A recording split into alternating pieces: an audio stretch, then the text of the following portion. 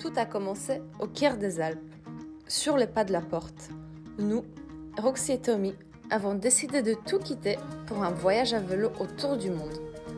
Notre objectif est de rejoindre l'Australie avec autant de détours que possible, toujours en pédalant vers l'est. Dans cet épisode, venez découvrir avec nous la traversée du désert ouzbek. Pour la 12e partie du désert, c'est compliqué. Pour cette 12e partie du désert, nous avons dû pédaler aussi 500 km, depuis la frontière kazakh jusqu'à la première grosse ville, Nukus. Il y a plein de sable dans la tente. Nous avons été accueillis avec beaucoup de sable et mon matelas crevé. Bon, j'ai un trou dans mon matelas et on est au milieu du désert. Qu'est-ce qui peut être pire? Qu'est-ce qui peut être pire?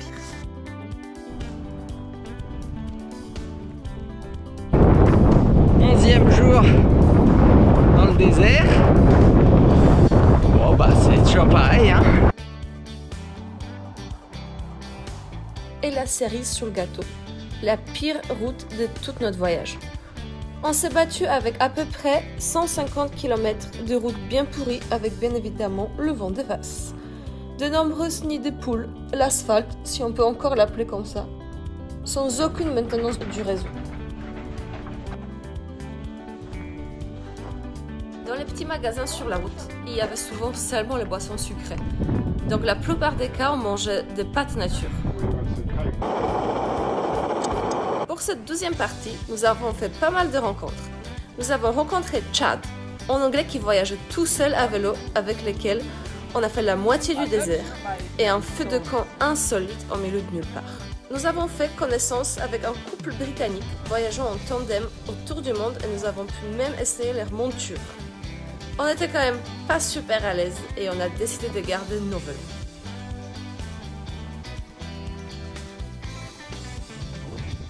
Nous avons croisé nos anciens potes qu'on connaissait déjà du Kazakhstan et un nouveau, beaucoup plus inattendu. Ce petit renard qui est venu pendant la nuit nous piquer nos œufs pour le lunch du lendemain. Autant dire que nous, on avait bien la dalle alors que lui a pu se faire une omelette du siècle.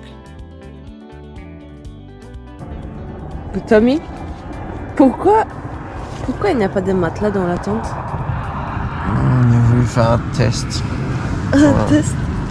On s'est dit qu'il y avait des piquants dans le désert, du coup ce serait peut-être mieux de ne pas mettre de matelas pour pas les crever. Et on a essayé de dormir sans matelas sur du sable, mais...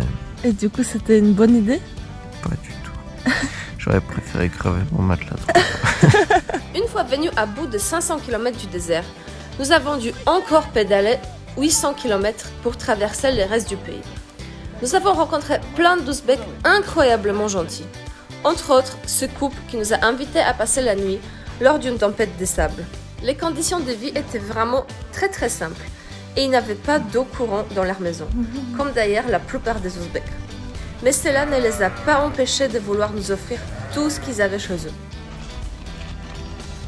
Albania, Kosovo, Los Macedonia, Grecia. Chez la mamie.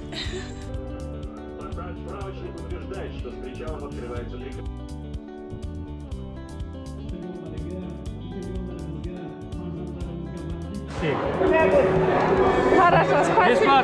Бесплатный. Спасибо. Это харизма, это брат. Бесплатный.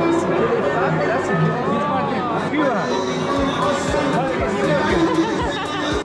L'Ouzbékistan est une destination culturelle et dépaysante, très sûre de notre point de vue.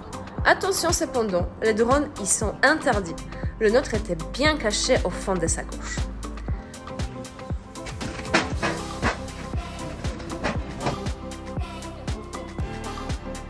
Так, Франция, здравствуйте. Здравствуйте. Как дела? Alors, здравствуйте.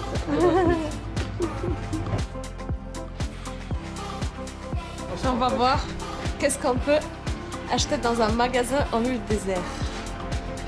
Moi je prendrais bien une tablette de chocolat, 2 Snickers. Et pour... C'est quoi comme choix qu'on a? On a plein de melons, Oh là là. des arbouses et des pâtes. Après le sable du désert, nous avons été récompensés par la visite de bijoux architecturaux, les villes et monuments de la fameuse route de la soie. Ces lieux touristiques venaient heureusement avec de nombreux hébergements low cost qui nous ont permis de bien nous reposer avant le prochain pays bien plus montagneux.